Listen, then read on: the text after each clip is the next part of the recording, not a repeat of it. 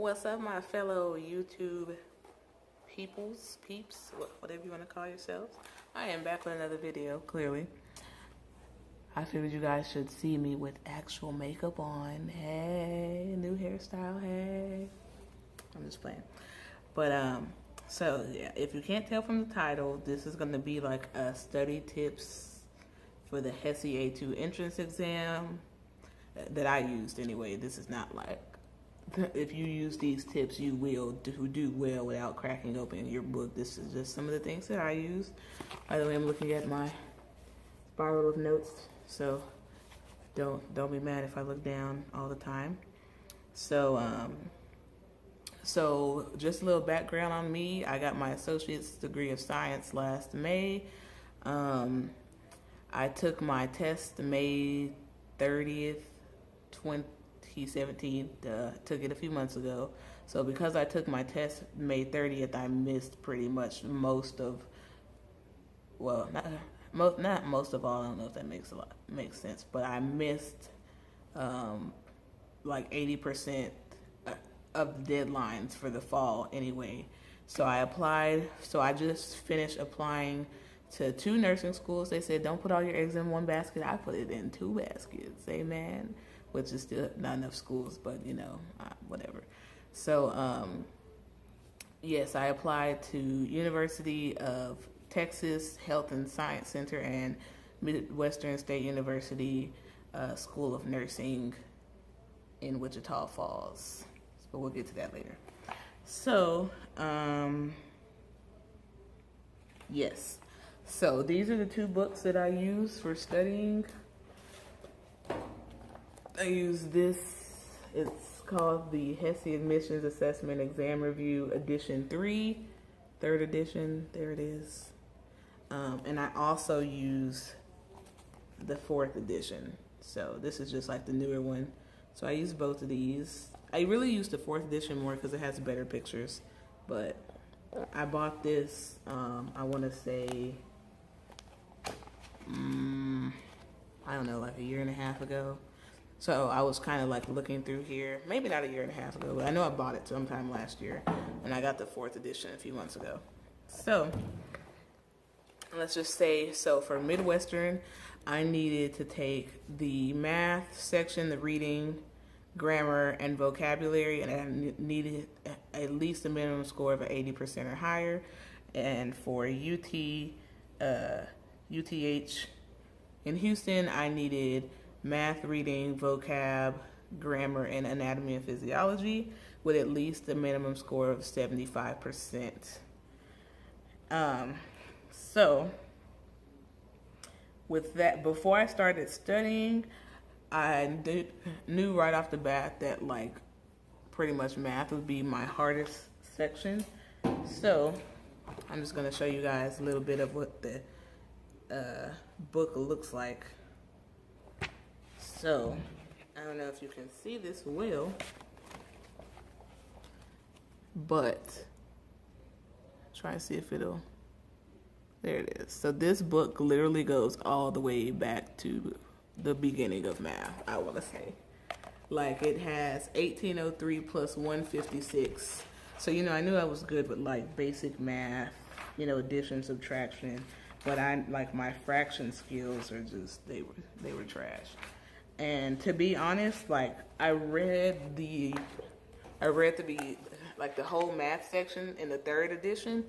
As you can see, all this work all over the pages, and it helped me out. Like I knew what I was doing, but then I like forgot because I didn't take the test until a few months ago. So I had a math tutor. So my mom's an English teacher at Skyline High School, not that you guys know where that is, but and one of her teacher friends, I like to call, she tutored me in statistics when I took it fall semester, fall of 2016. And so I asked her, I told her, I was like, hey, I'm trying to take my entrance nursing exam next year. Would you mind tutoring me? And she was like, yeah, no problem. And we pretty much made a deal of she would tutor me in exchange for meals. And I don't know about y'all, but I feel like that's that's a deal from the Lord. Like, and the thing is, like, she was picking cheap meals. Like, go to Taco Bell and get me a meal deal C. I'm like, that's $3. You want some cookies? You want a shake from somewhere else? You want the meal deal from Taco Bell and a shake from McDonald's? Like, what? Are you sure this is enough food? You know, or whatever. And she pretty much printed off like worksheets. I don't know where mine are. Probably threw them away. I shouldn't have. But she printed off like basic worksheets, like changing fractions to decimals, decimals to percents, fractions to percents, you know, going back and forth. And I pretty much practiced them until like I could do it, or whatever. So that's what I did for math. And then for vocabulary, the vocabulary section is pretty much, you know, it's just a bunch of words. Let me see if I can find it. So this is what it looks like in the 4th edition. It's just, you know, I can't really read backwards, but I see that one of these words says hygiene. It does not say, oh yes, it says hygiene measures, measures contributing to cleanliness and good health. Goodness, y'all, I can't read either. I'm sorry. And so what I did with vocabulary words is I got a recording app on my phone that this tip came from my dad. This is what he did when he was in real estate school. But for the vocabulary section, I read the words and the definitions into my phone, and then I would just play it back whenever I had free time. Like, so I would put it on my speaker and I would take a shower. Like I would hook up my phone to my Bluetooth speaker and I'd take a shower and play it. If I was washing dishes, I'd plug in my earphones and play it. Like, if I was riding in the car and I didn't have to drive, I would have earphones in and I would play it. And so doing that all the time, like I would eventually just like know the definition. So like contingent means dependent. Like I just know that because I heard it so many times. You can also use Quizlet. You can type in Quizlet.com, like Hesi A2 vocab, and they'll have some of these words in there. It'll have some of the math problems in there. So that's just, one of the websites you can use so that's for math and vocabulary. And then for grammar, my mom's an English teacher, so I just use that to my full advantage. My mom has like old writer's choice textbooks, and she would print off different worksheets for me to do.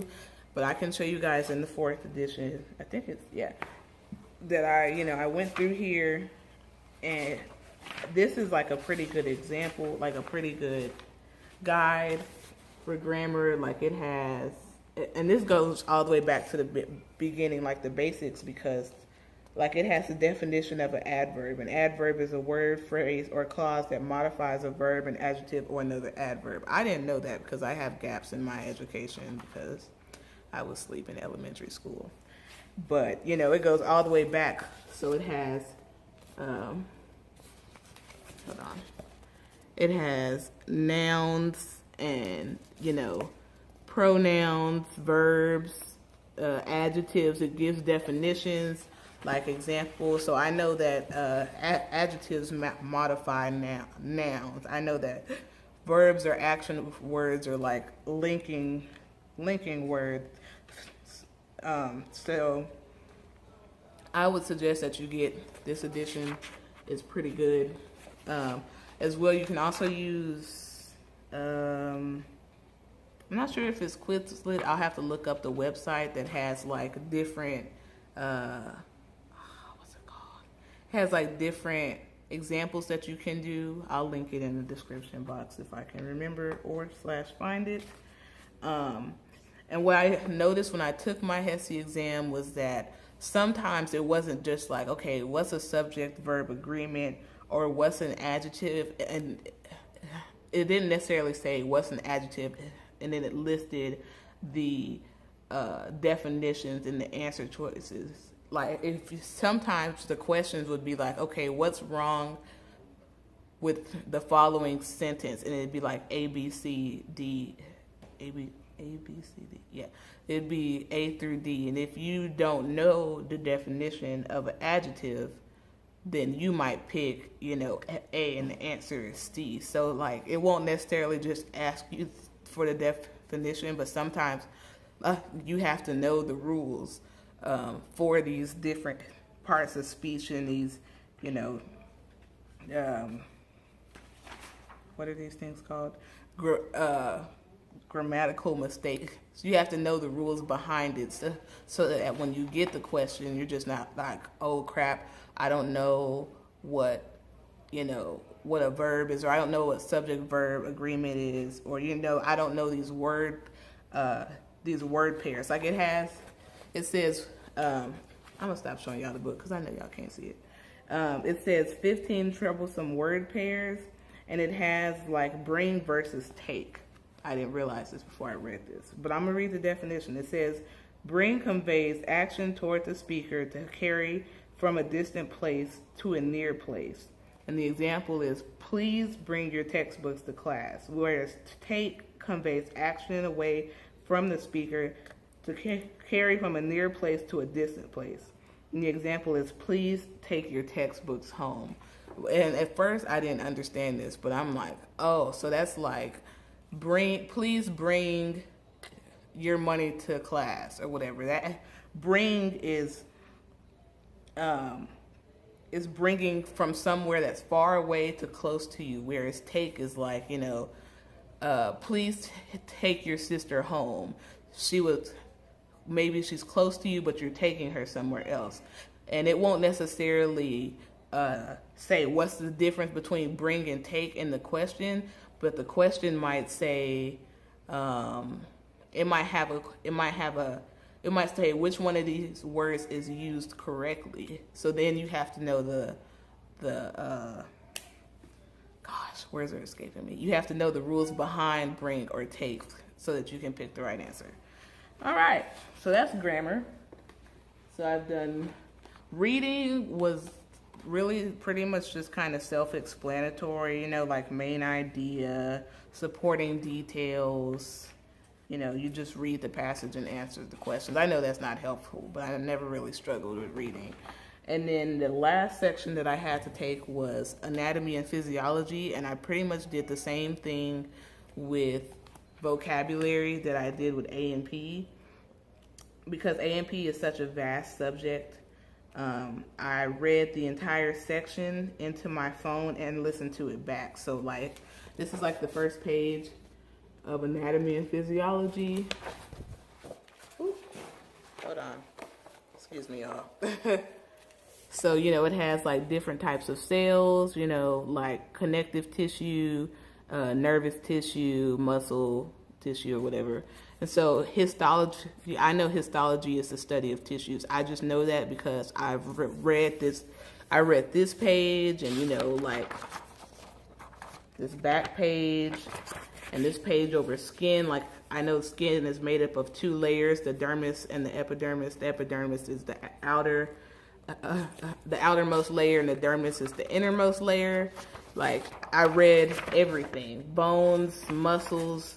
I read all of this into my phone and would listen to it like back, like, you know, I would just listen to it, washing dishes, riding in the car, taking a nap. I would listening to it in the shower.